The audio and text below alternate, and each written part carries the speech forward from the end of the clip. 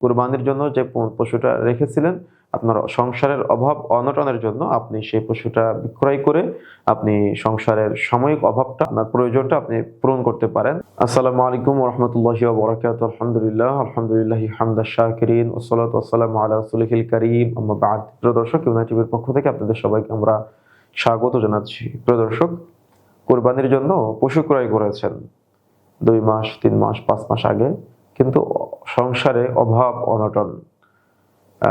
অনটনের জন্য কুরবানির পশুটা আপনি বিক্রয় করতে পারবেন কিনা মনের মধ্যে আপনার অনেক খচখচ করতেছে যে আপনি পশুটা বিক্রয় করবেন না করবেন না। জি, আপনার সংসার পরিবার পরিচালনা করা অবশ্যই এটা একটা উত্তম কাজ এবং এটা আপনাকে করতে হবে।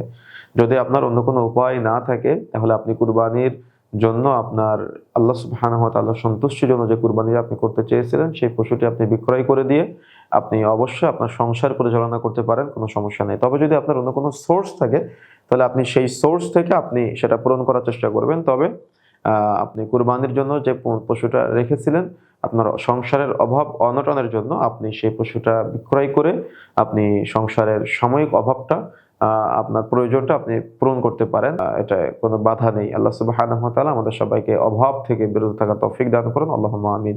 আসসালামু আলাইকুম ওয়া রাহমাতুল্লাহি ওয়া বারাকাতুহু।